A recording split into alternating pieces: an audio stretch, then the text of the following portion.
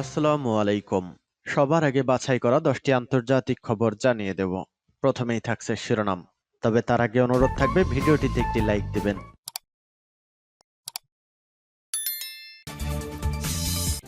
জানিয়ে দিব হাতে থাকা সর্বশেষ আপডেট আন্তর্জাতিক সংবাদ। প্রথমেই সংবাদ শিরোনাম, ইসরায়েলকে হিজবুল্লাহর থেকে ব্যাপক গোলাবর্ষণের প্রস্তুতি নিতে হবে। এরপর জানিয়ে দিব রাশিয়ার জন্য বিশেষ ধরনের নতুন ড্রোন তৈরি করেছে ইরান, বলছে রিপোর্ট। এদিকে নির্বাচনের দাবিতে ইসরায়েলে বড় সমাবেশ। এরপর জানিয়ে দিব রাশিয়াকে জি7-এ ফিরিয়ে আনতে চান ট্রাম্প।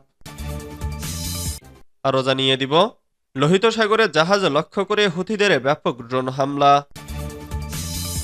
সর্বশেষ জানিয়ে দিব মোদির সঙ্গে বৈঠকের আগে কর নিয়ে ইঙ্গিতপূর্ণ পোস্ট ট্রাম্পের। এতক্ষণ শুনছিলেন সংবাদ শিরোনাম, এবারে বিস্তারিত। তবে অনুরোধ থাকবে ভিডিওটিতে একটি লাইক করবেন এবং কমেন্ট করে জানিয়ে দিবেন কোন জেলা থেকে আপনি আমাদের এই ভিডিওটি দেখছেন। ইসরায়েলকে হিজবুল্লাহর থেকে ব্যাপক গোলাবর্ষণের প্রস্তুতি নিতে হবে। চলতি সপ্তাহের শুরুর দিকে লেবাননের বৈরুতে হামাস নেতা সালেহ আল আরুরিকে হত্যার জবাবে ইসরায়েলকে অবশ্যই দেশটির গভীরে ব্যাপক গোলাবর্ষণের প্রস্তুতি নিতে হবে। হিজবুল্লাহর ঘনিষ্ঠ এক সাংবাদিক এই মন্তব্য করেছেন। তিনি বলেন, ইহুদিবাদী শত্রুদের অবশ্যই প্রস্তুতি নিতে হবে এবং জানতে হবে যে হিজবুল্লাহ দেশের গভীরে ভারী গোলাবর্ষণের পরিকল্পনা করছে। হিজবুল্লাহকে মূল্যায়নে ইসরায়েল বিভ্রান্ত হয়েছে, ওই সাংবাদিক আরও দাবি করেন। মঙ্গলবার লেবাননের রাজধানী বৈরুতে ইসরায়েলি ড্রোন হামলায় নিহত হন হামাস নেতা সালেহ আল আরৌরি। ফিলিস্তিনের স্বাধীনতাকামী সশস্ত্র এই গোষ্ঠীর উপপ্রধান ছিলেন তিনি। তার মৃত্যুর ঘটনায় গাজার যুদ্ধ পুরো মধ্যপ্রাচ্যে বড় আকারে ছড়িয়ে পড়ার আশঙ্কা তৈরি হয়েছে। এ সংঘাতের পরিসর যাতে পুরো অঞ্চলে না ছড়ায় সেজন্য সব পক্ষকে সংযত থাকার আহ্বান জানিয়েছে জাতিসংঘ ও ফ্রান্স। সালেহ আল আরৌরি হামাসের নীতি নির্ধারণী পর্ষদ পলিটব্যুরোর একজন জ্যেষ্ঠ সদস্য ছিলেন। বৈরুতের উপকণ্ঠে ইসরায়েলি ওই ড্রোন হামলায় সালেহ ছাড়া আরও 6 জন নিহত হন। ইসরায়েল এ হামলার দায় স্বীকার করেনি। সাধারণত ইসরায়েল এসব হামলার দায় স্বীকার করে না। রাশিয়ার জন্য বিশেষ ধরনের নতুন ড্রোন তৈরি করছে ইরান, বলছে রিপোর্ট। ইউক্রেনকে যুদ্ধে ব্যবহার করতে রাশিয়ার জন্য বিশেষ ধরনের এক নতুন ড্রোন তৈরি করছে ইরান। ড্রোনটির নাম দেওয়া হয়েছে শাহেদ-107। গণমাধ্যমের প্রতিবেদনে এই দাবি করা হয়েছে। মার্কিন সংবাদ মাধ্যম স্কাই নিউজ এক প্রতিবেদনে জানিয়েছে, শাহেদ-107 বিশেষভাবে তৈরি এক ধরনের ড্রোন। এর রেঞ্জ 932 মাইল। এই ড্রোন দিয়ে ইউক্রেনের ব্যয়বহুল পশ্চিমা যুদ্ধ সরঞ্জাম শনাক্ত ও ধ্বংস করা সম্ভব বলে মনে করছেন সমরবিদরা। প্রতিবেদনে আরও বলা হয়েছে, আনুমানিক $20 লাখ চুক্তিতে ড্রোনের কয়েকটি ইউনিট রাশিয়াকে ইতোমধ্যে দেয়া হয়েছে। এ চুক্তির আওতায় ইউক্রেনে ব্যবহার করার জন্য ভূমি থেকে ভূমিতে নিক্ষেপযোগ্য ব্যালিস্টিক ক্ষেপণাস্ত্র রয়েছে বলে একটি নিরাপত্তা সূত্রের বরাতে প্রতিবেদনটিতে উল্লেখ করা হয়েছে। প্রতিবেদন থেকে আরও জানা যায়, ইরানের লিজেন্ডারি শাহেদ সিরিজের এ ড্রোনটির ডানার দৈর্ঘ্য 10 ফুট এবং ড্রোনের দৈর্ঘ্য 8 ফুট। যুদ্ধযান থেকেও এই ড্রোন নিয়ন্ত্রণ করা যাবে। নির্বাচনের দাবিতে ইসরায়েলে বড় সমাবেশ। গাজায় চলমান ইসরায়েল হামাস যুদ্ধের মধ্যে বিক্ষোভকারীরা অবিলম্বে নির্বাচনের দাবিতে সমাবেশ করছে। স্থানীয় গণমাধ্যমের খবরে বলা হয়েছে, প্রধান বিক্ষোভটি তেল আবিবের হামিমা স্কয়ারে অনুষ্ঠিত হচ্ছে। এছাড়া হাইফা এবং উত্তর উপকূলীয় শহর সিজারিয়ায় প্রধানমন্ত্রী বেনিয়ামিন নেতানিয়াহুর বাড়ির বাইরে ছোট ছোট সমাবেশ অনুষ্ঠিত হচ্ছে। তেল আবিবের বিক্ষোভের আয়োজকরা বলছেন, সেখানে 20,000 মানুষ উপস্থিত হয়েছেন। গত 7 অক্টোবর সুপারনোভা উৎসবে হামাসের হাতে নিহত শিরা অনলাইনের বোন তেল আবিবে বিক্ষোভে বলেন, তার বোনকে মর্মান্তিক মৃত্যুর জন্য পরিত্যক্ত অবস্থায় রাখা হয়েছিল।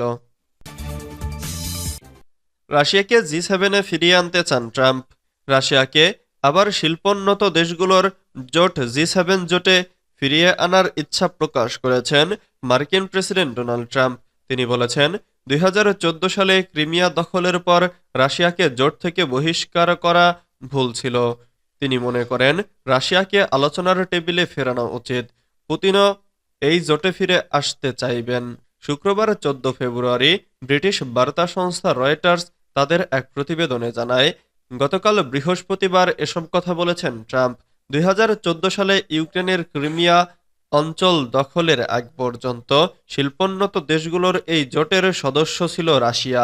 তখন জোটটি G8 নামে পরিচিত ছিল। ক্রিমিয়া দখলের পর মস্কোকে জোটটি থেকে বহিষ্কার করা হয়। ট্রাম্প হোয়াইট হাউসে নতুন করে শুল্ক ঘোষণা করার সময় বলেন, আমি রাশিয়াকে ফিরিয়ে আনতে চাই। আমার মনে হয় তাদের বাদ দেওয়া ভুল ছিল। দেখুন, বিষয়টি আসলে রাশিয়াকে পছন্দ বা না করার নয়, এটি ছিল G8। ট্রাম্প আরো বলেন, আমি বলেছিলাম তোমরা কি করছো, তোমরা সবাই কেবল রাশিয়ার কথা বলছো, তাদের আলোচনার টেবিলে বসা উচিত। আমার মনে হয় পুতিন ফিরে আসতে পছন্দ করবেন। লোহিত সাগরে জাহাজ লক্ষ্য করে হুথিদের ব্যাপক ড্রোন হামলা।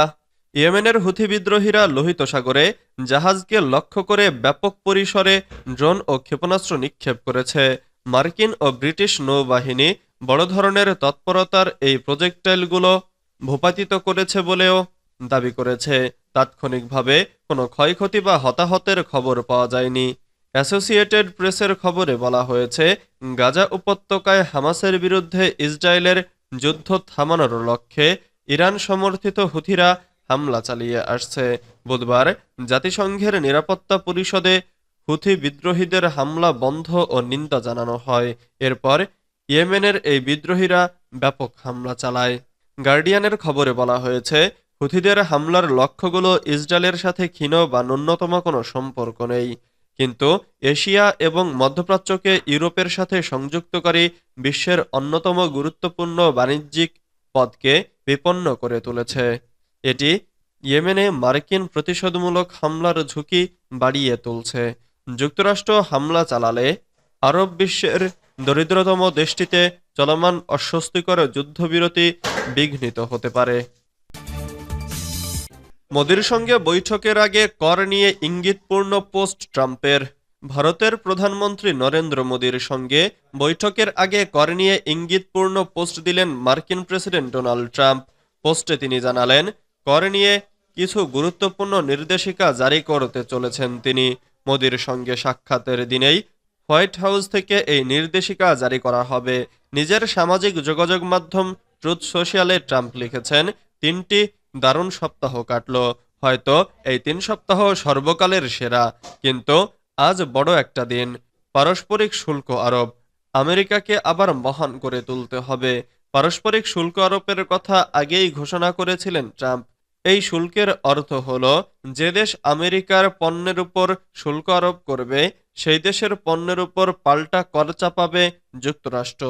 চলতি সপ্তাহের এই শুল্কের বিস্তারিত নির্দেশিকা জারি করা হবে বলে জানিয়ে রেখেছিলেন ট্রাম্প।